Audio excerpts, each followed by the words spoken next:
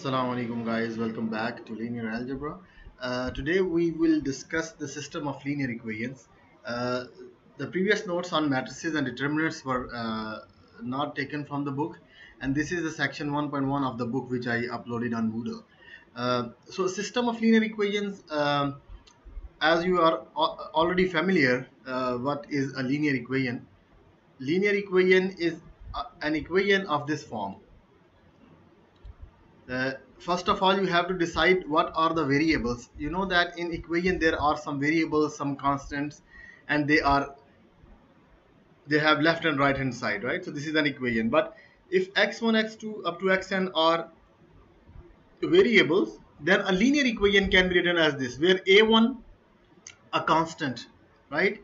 a1 x1, a2 x2, a3 x3, and so on till the last variable, equal to some constant as well. So with b there is no x. All right, so here b is the right hand side, and these a1 a2 are called the coefficients, a1 a2 up to an. Why? Because they are multiplying by the variable. So if any constant being multiplied by a variable, that is called the coefficient.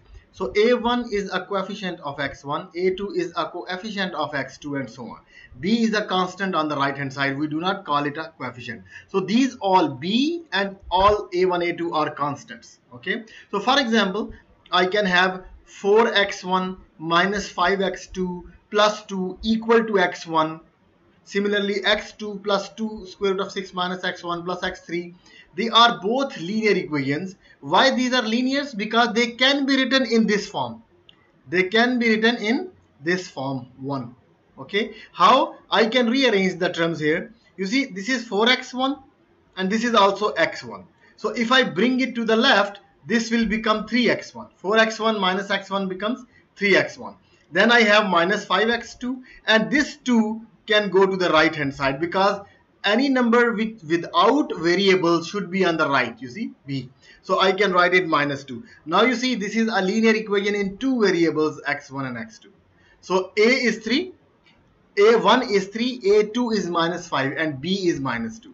So a1x plus b, a2x2 is equal to b, right? Similarly, this can be written, you see, 2x1, this is 2 into x1 minus 2x1. I can bring it to the left, so it will become plus 2x1. Then I have x2 on the left, and x3 can also go to the left side. It becomes minus x3. And what is the constant? Constant is this 2 square root of 6, which is on the right. So again, both the equations can be written in the form of 1. Okay, so this is the equation in two variables, this is the equation in three variables. Both are linear equations. If you look at these two equations, these are not linear. 4x1 minus 5x2 is fine, but on the right side you have x1 into x2. Two variables are being multiplied.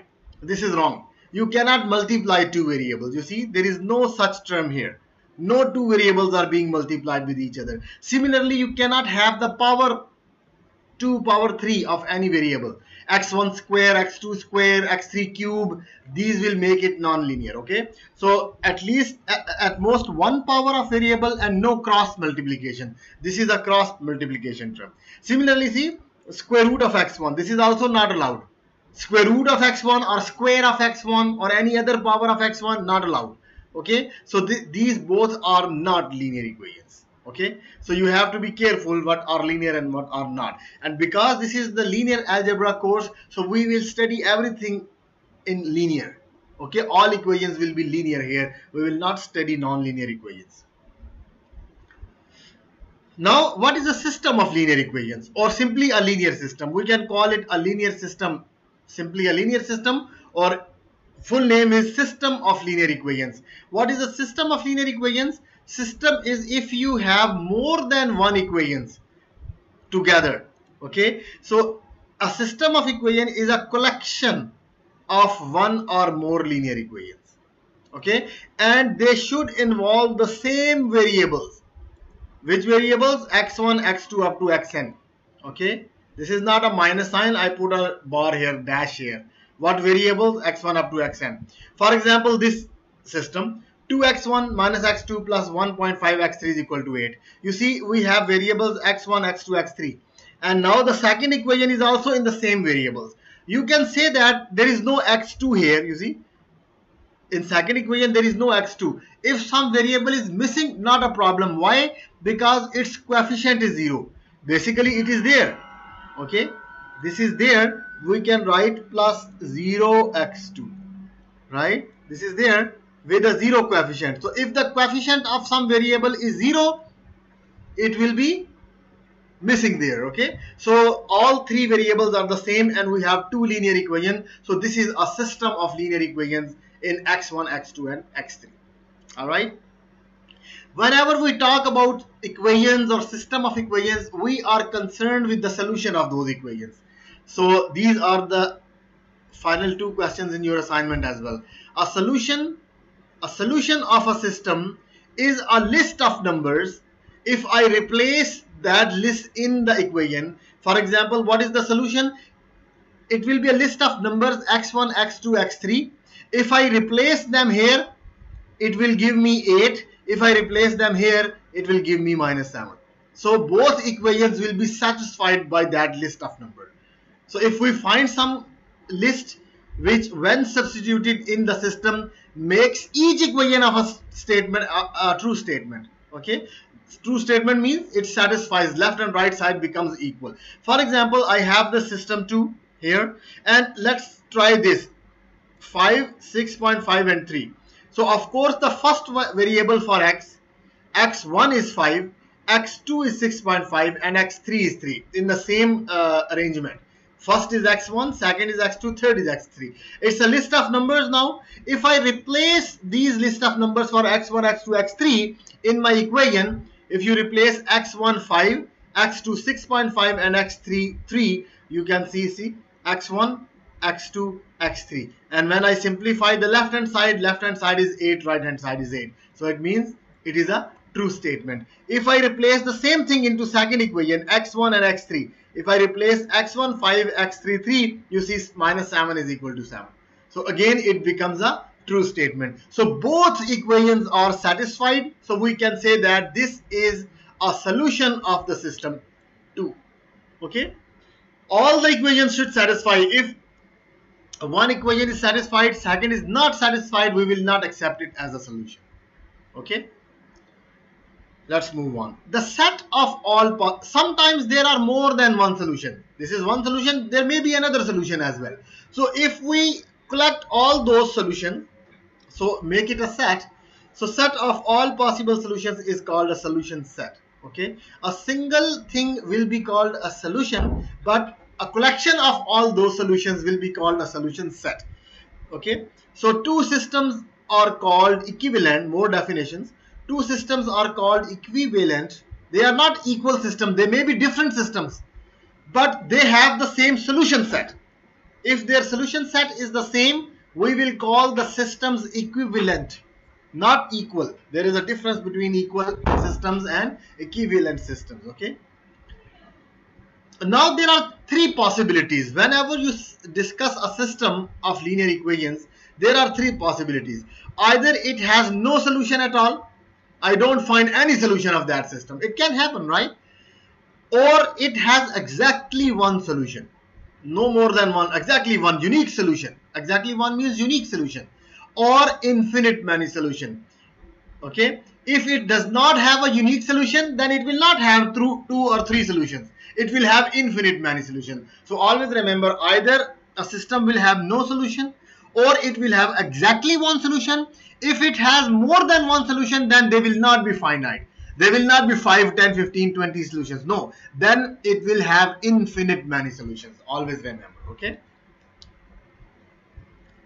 Now let's introduce a matrix notation for the system. The reason we studied matrix before, because now we know everything about matrices, so it will help us in solving the system. Okay, it is very.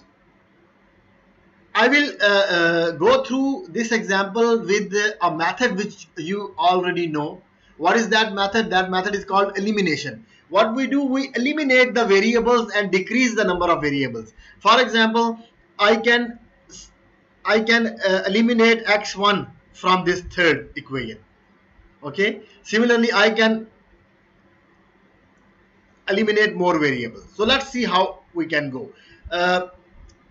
This is a system of equations, three equations in three unknowns. Three equations, three unknowns. Okay. Now, if you write the coefficients only in the same arrangement, coefficient here is 1. 1 minus 2, see the coefficient here is 1, right? If it is not written, it is 1. 1 minus 2 and 1. Okay. So I wrote 1 minus 2, 1 here in the first row. So first row for first equation, not the right hand side. I'm not writing the right hand side. Then what is x, coefficient of x1 here? It's 0. 0, 2 and minus 8. Don't miss it. Don't write 2 minus 8. It is 0, 2 minus 8.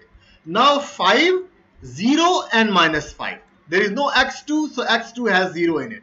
5, 0 minus 5. So you see, I wrote the coefficients of x1, x2, x3 in my matrix. Remember, the first column is always for x1. In first column, it is just for x1. All coefficients of x1, 1, 0, 5. Second column has second x2. Third column has x3. Okay. So remember, arrangement should not be changed. This is called the matrix of coefficients, or simply a coefficient matrix. We can call it matrix of coefficients, or simply a coefficient matrix of the system. Okay, so if I also write the right hand side as well, if with this coefficient I make another column, okay, if I make another column and write this right hand side on the column, then we call it an augmented matrix. Okay, when you put something in some other thing, we say that we augmented it. We augment something, right? So we put this B in our matrix. Here I put this dotted line here just to tell my mind that these are the coefficients and this is the right hand side, right? I may confuse it later on that maybe these are all coefficients and we have 4 variables, right? If I call it a coefficient matrix, it means this is x1 minus 2x2 plus x3 plus 0x4, right? But it is not the case. This 0 is the right hand side. So just to differentiate between the right hand side and the coefficient, sometimes we put this dotted line. It is not necessary to put dotted line. If you can remember it without it, it's fine. Okay. So this is called the augmented. So there is a difference, coefficient matrix and augmented matrix. Now what I will do, I will use elimination method to solve the system, but I will keep writing the augmented matrix with it. Okay. So as I already written, this is my system. If I write the augmented matrix, this is the augmented matrix. 1 minus 2, 1, 0. 0, 2 minus 8, 8. 5, 0 minus 5, 10. So see, this is the matrix. Now I'm not looking at the matrix. I'm looking at the system. I want to eliminate this x1 from the third equation. So what I can do, I can multiply this by minus 5, right? And add here. If I multiply the first equation by minus 5 and add here, they will cancel, right? But when I multiply this by minus 5, right, this changes.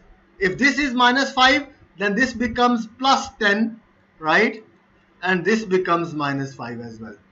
Now if I will not change it because I'm just using this equation. So first equation is not changing. I'm just using it. The third equation will change because after multiplying, I added it in the third equation. So my third equation will change, not the second one, not the first one. Okay. Remember, my third equation will change, not the first one. First one will remain as it is, x1 minus 2x2 plus x3 equal to 0. But I am only using it. So minus 5x1 plus 5x1 will give me 0. 10x2 and there is no x2, so it becomes 10x2. Minus 5 again becomes minus 10 and 0 plus 10 will become 10. So you see, now I do not have x1 in my third equation. Now if I write the augmented matrix, I am not coming from here, okay? I am just writing the augmented matrix here. So what is the augmented matrix? 1 minus 2 1 0, first row as it is. 0 2 minus 8 8, second row as it is. But the third row changes, 0 10 minus 10 10. See, the third row, which was this, now it changed to this one. Okay, but if you recall in the first second lectures, I think in the third fourth lecture where I introduced echelon form, row operations, right? If I do this operation, R5 minus 5 R1, don't look at this system now, just look at the matrix. if I multiply this first one with 5, the whole row with 5, and subtract from this, I will get 0, 10, minus 10, 10. So basically what I did here, the elimination of one variable, the same operation is corresponding to the row operation in the matrix, in the augmented matrix. Okay, so if I write this augmented matrix from here, or if I come from here by this operation, they both give me the same thing. Okay, now what I want to do, I want to eliminate another variable, okay, 10x2. But before eliminating this x2, let's make this 1. It's better to make it 1, right? So if I divide this whole row by 2, I will get 1, minus 4 and 8. So see, I divided by 2. So I divided second row by second equation by 2. I got 2x2 minus 4x3 is equal to 4. Now use this x2 to make this 0. So how you will make it? You will multiply this by minus 10, right? Minus 10 plus 10 will give you 0. So I will equate the coefficient. I have 10x2 here, so I will multiply this by 10x2. So this will become minus 10 plus 40 and plus equal to 40. Now if you add, this will cancel. Minus 40 plus 10 is 30. Minus 40 plus 10 is minus 30. Okay, so see, I got this equation. After this operation, I got this equation. So third equation again changes. Okay, but you see, if I come from here to here, or if I do this row operation on the matrix, I will get this. You see, if I do R3 minus 10 R2, R3 minus 10 R2, so 10 minus 10 is 0. Minus 10 plus 40 gives me 30. 10 minus 40 gives me minus 30. So you see, whether I change this system and then write my augmented matrix from here, gives me the same thing if I come directly from the matrix to the new matrix by using the row operation, which we already know. Okay, now I will keep on doing this. Now if I divide the last row by 30, if I divide the last equation by 30, I got x3 equal to minus 1. So same row operation, if I divide the row by 30, I got 1 minus 1. This is the echelon form. Remember, we did this echelon form in the last lectures. Echelon form, okay, and we used it to find the rank of the matrix. What is the rank of the matrix? Can anyone tell me? Rank of the matrix is number of non-zero rows in echelon form. Okay, so you can see here, number of non-zero rows are 3. All 3 are non-zero here, and this is the echelon form. So my rank of this matrix is 3. But we are not concerned with the rank here. We are concerned with the solution of the system. So from the last equation, I already got the solution for x3. x3 equal to minus 1. Now if I replace this minus 1 back in the second equation. Why in the second equation? Because second equation only has 2 variables. This is the best thing about echelon form. You see, I have 1 variable, 2 variables and 3 variables. So we call it a back substitution. If you put x3 here, you will get x2, right? So if I use x3 in equation 2, x3 is equal to minus 1, so it will become plus 4. x2 is equal to plus 4. So x2 plus 4 equal to 4. This is the equation. So I will get x2 equal to 0. Now if you put x3 and x2 in back substitution in the first equation, x2 is 0, x3 is minus 1. So your x1 minus 1 equal to 0. So your x1 is 1. Got it? So using back substitution, because the third equation gave me the solution for x3, putting that x3 in the second equation will give me x2, and now putting x2 and x3 in first equation will give me x1. Okay, so I got all 3 variables, so that is my solution. But instead of doing all these eliminations, if I just write the augmented matrix of the system and forget about the system now, don't write the system. Okay, forget about this. Just write the augmented matrix and use row operations to convert it to echelon form. Okay, forget about this. Just find the echelon form. Once you got the echelon form, then write your corresponding system back. So what you will do, you will have a system, you will write the augmented matrix. Now forget about the system. just convert this to echelon form. Go from here, forget about the system. I'm not looking at the system again. Okay, go down, down, down. You got the echelon form. Now write the corresponding system. Now you see your last row echelon form gives you the solution for x3 because this is the augmented matrix. First three for variable, the last one is for the right hand side. So x3 gives you -1. If you put x3 here, x2 will give you the right hand side. If you put x2, x1 here, you got x1. Okay, so this is the solution of the system. This is called the Gaussian method, Gaussian elimination method. When you reduce your augmented matrix to echelon form, this is called the Gaussian elimination method to solve the system. But if you continue row operation, let's say you remember once we make these pivot columns, you see I make this one, this is the pivot entry. Using this one I make these two 0, right? Then using this one I made this 0. I can do one more step. Let's say this is the echelon form, but I'm not concerned with the echelon form. I'm concerned with the solution of the system. So what if I do not stop at echelon form and I make this one 0 as well? Using this pivot element, I make this 0 and this 0, both. Okay, instead of making just this 0. And then I got this pivot element 1. Using this pivot element, I make this 0 as well. So it means I got 0 here, 0 here, 0 here. What is the benefit of this now? Now the benefit is, now you do not need back substitution. Why? Because directly you will get the answer. You will get x1 equal to right hand side, x2 equal to right hand side, and x3 equal to right hand side. So if you do 2-3 more steps in the matrix, you will directly get x1, x2, x3. You will not need this back substitution. You will not need this.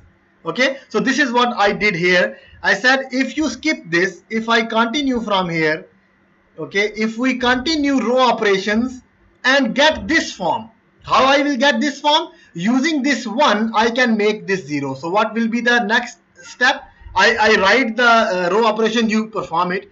The next row operation will be R1 plus 2R2. R1 plus 2R2. Why? Because see 2R2 makes it 2 minus 2 0. And this will become -8 plus 0 -8. And this will become 8 plus 0 8. So you will get 8 here. Now you got 1 here, so you can make these two 0. This is already become 0. So next steps will be using this one and making these two 0. If you do these two steps together, in couple of steps you will get this form 1 0 0 1 0 1 0 0 0 0 1 0. This is called reduced echelon form. There is a name for that.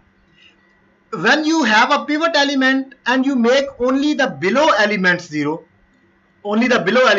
this is called echelon form.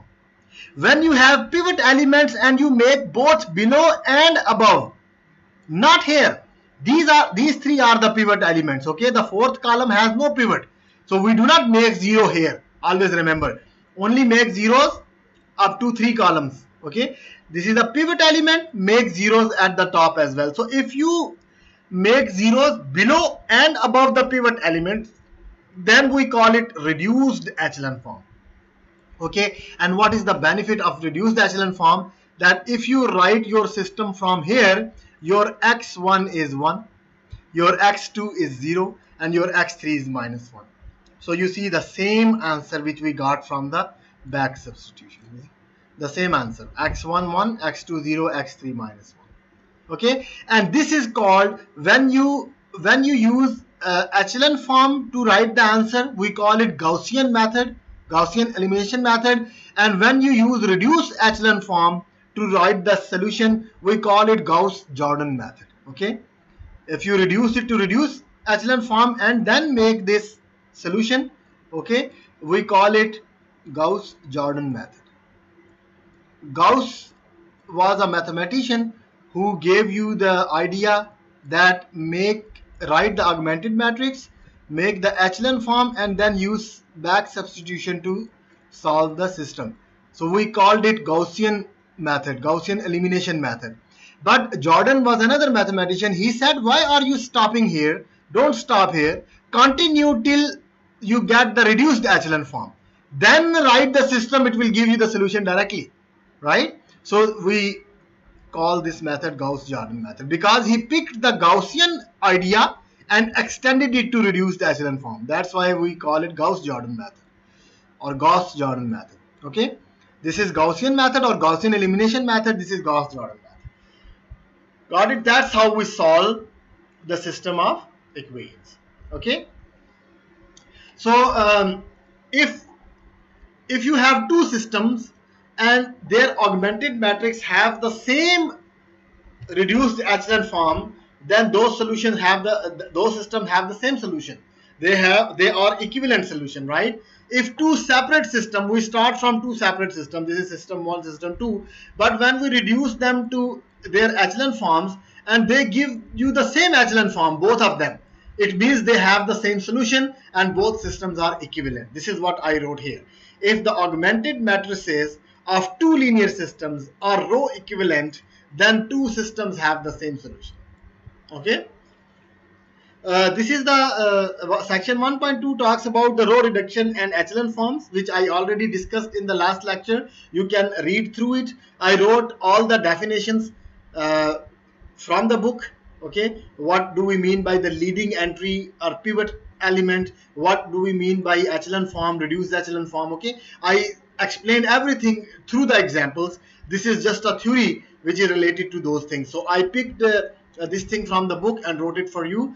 These are some echelon forms. You see, this is echelon form, this is reduced echelon form. Why this is echelon form? Because pivot element has zeros below it. You see, pivot element has, there is no, this is the pivot element, but there is no entry below it, so I don't have to make it 0. Okay, but in reduced echelon form, pivot element below and above both 0. See, below and above both 0 are okay. So now every row has only one pivot element, so this is not a pivot element. Okay, the third row has this pivot, so only I have to make this element 0. Don't touch these elements. This is the reduced echelon form. Other echelon and reduced echelon forms, these are the pivot elements, zeros below it, above it no zeros. Okay, these are pivot elements. You see, the second has pivot here, third row does not have pivot here, they have pivot here, no problem. We said pivot has to be on the right side. The third row should have pivot on the right. So there are two choices, either you can have pivot here or here, but during the row operations I got 0 here, so this is my pivot, so I will only make 0 below this one. Okay, and if this does not become 0, no problem, I will just make this 0. But because if this is not 0, then this cannot be the echelon form. Why? Because you see, if this is the pivot, then before it all should be 0. If this does not become 0, you have to change the rows, you have to bring it up and bring this down, because the row which is below the other one has pivot on the right side. You cannot have pivot on the left, so this has to be 0. Otherwise you have to change the rows. But in reduced echelon form, you have to make zeros up and down. Okay, these should be zeros, these should be zeros. This is 0, this is 0, not star. These both should be zeros. Just make a correction, because this is my pivot element, this is my pivot element, and reduced echelon form has above and below 0. This is my pivot element, above and below are 0. Okay, above and below 0, pivot element below 0. This is not a pivot. You see, this whole row became 0. The whole row became 0, so your fourth row does not have a pivot element. So if it does not have a pivot element, I don't have to make anything 0 above and below. Okay, this is also reduced echelon form. So just looking at these four matrices, you can clear your concept what is reduced echelon form and what is echelon form. So your reduced echelon form is always unique. Okay, each matrix is row equivalent to one and only one reduced echelon form. If you are doing the same question, everyone should get the same reduced echelon form. I'm not saying this about echelon form. Echelon forms can be different, but reduced echelon form is exactly the same. Okay, I also told you about the pivot positions. This is another example. You can go through it. Okay, we have to make it. You see, there is a 0 here. This is the first leading entry. This is a pivot.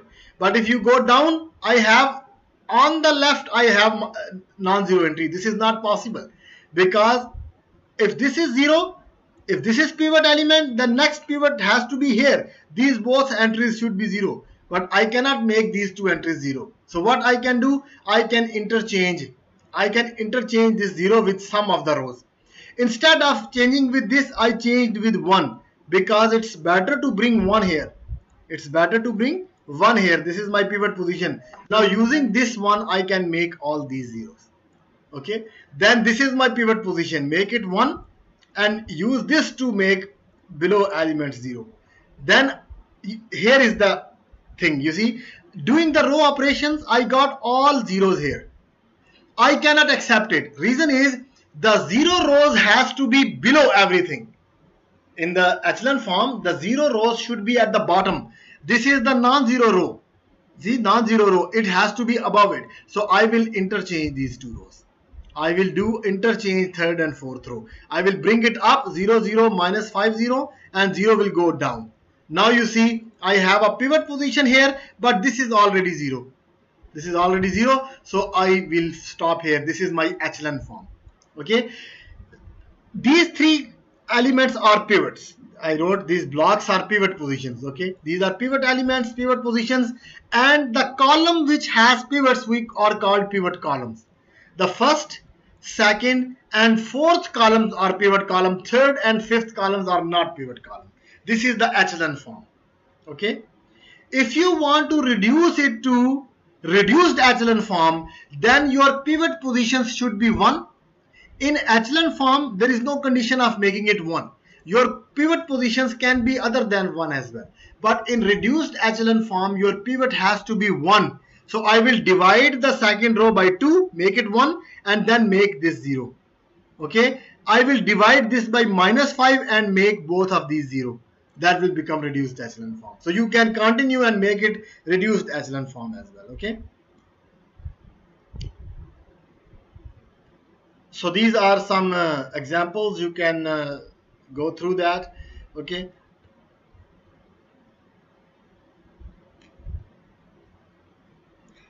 Existence and uniqueness theorem. When your system will have a solution, existence means when your solution exists for a system. As I mentioned before, your system may or may not have a solution, right? Or if it has a solution, it may not be unique. There may be more than one solutions, infinite many solutions. So when are we sure that our solution exists, and if it exists, it is just one? A linear system is consistent if it has a solution. Consistent means having a solution. A system is called consistent if it has a solution. No matter whether it has one solution or more than one solution, we will call it consistent. Okay? If it has no solution, I will call it inconsistent system. Inconsistent. If the rightmost column of the augmented system is not the pivot column, okay? If the rightmost column of augmented matrix becomes the pivot column, then it will not have a solution. Why? The reason is, let's say my last row or one of the row has this form. All coefficients became 0. The last one is the pivot column. This is the pivot element. See, the rightmost column becomes the pivot column. As I rightmost column becomes the pivot column. We said rightmost column should not be a pivot column. What will happen to that? If we have this type of row, I will get 0x1 plus 0x2 so on up to 0xn is equal to b. So from here my equation is becoming 0 equal to b. Now my b is not 0. It is 1, 2, 3 something like that. So this is not true. My last equation is not satisfied. 0 cannot be equal to b. So my solution does not exist. Okay. So if this whole thing becomes 0, then this has to be 0 as well. So that I can write 0 equal to 0, which is not a problem. If one of the row totally becomes 0, it is fine. Okay, so but last element should not be non-zero. For example, in this case my last row completely became 0, so no problem at all. Okay, if this is not 0, if let's say it is 1, there is a problem. You see, the whole coefficients from 0 to 4 become 0, and this is equal to 1, which is not possible. Okay, so this is wrong. You cannot have, if these all became 0, then the last one should be 0 as well. Then we call it a consistent system. So if I write the if I write the coefficient matrix, right, and if I write this augmented matrix, you see the coefficient matrix has rank 3 here. What is the rank? Rank is the number of non-zero rows, right? Rank is 3. Why? Because the last row becomes 0. So 1, 2 and 3. There are 3 non-zero rows in echelon form. But if I consider this whole matrix, not the augmented matrix, but the whole not the coefficient matrix, but the whole matrix. If I write the whole matrix, rank of this whole matrix is also 3. You see? Because number of non-zero rows is still 3. Got it? So rank of the coefficient matrix and the rank of the augmented matrix are the same. Then your system is consistent. If let's say you don't have 0 here, you have some number, let's say 1. It's an example. Let me write another color. Okay, let's say this is 1. Okay, this is 1. Now what is the rank of coefficient matrix? It is still 3. But what is the rank of augmented matrix? It became 4.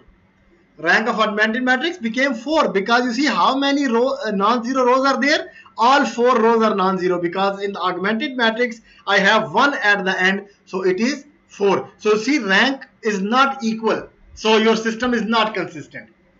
What is the other thing I said? I said the last column should not be a pivot column, but it has become a pivot column. You see, in my last row, this is my pivot position. This is the pivot position, the 4th one. So my last column has become the pivot position in the augmented matrix, so system is inconsistent. You got the idea? Okay. So that's what I wrote here. You should not have any row of this form, that all up to coefficients you have 0 and the rightmost entry is non-zero. If you see anything, any row in your procedure, just stop there and say this system is not consistent. There is no solution. Okay. Now, if a linear system is consistent, then the solution contains either a unique solution or it can have infinite many solutions. Okay, so when you have infinite many solution, when you have this type of situation, when your whole row becomes 0, if I go back and show you this thing, if your whole row becomes 0, right, let's say this became 0, then what happens? You will get x1 from here, x2 from here, x4 from here, and the 4th row gives you nothing. You are not getting x3 from this system. If you want to write this as a solution, you will not get x3. So what does it mean? It means x3 can take any value. It is free.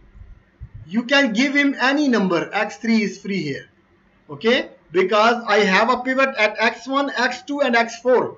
So x3 is free, no pivot for that. So x3 is a free variable. What does it mean? Free variable, it can take on any value. When you keep one variable free, then it can take infinite many values. It can take 0, 1, 2, 3, 4 up to infinity. Minus 1, minus 2, minus 3 by 4. Whatever value you give it, your solution will be satisfied. Okay, so this is the case when you get infinite many solutions. Okay, so it means if you have pivot position in each row, then you get a unique solution.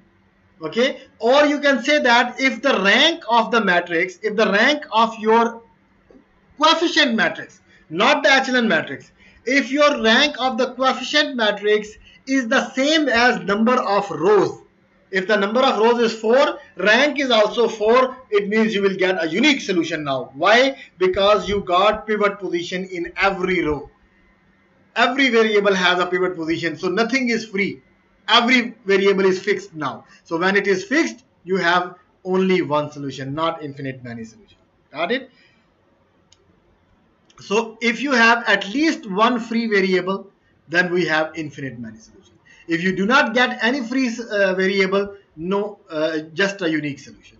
Okay. So how to use this row reduction algorithm to solve the linear system? As I did it before, we will write augmented matrix. Augmented matrix is coefficients, and the last column is the right hand side of the system.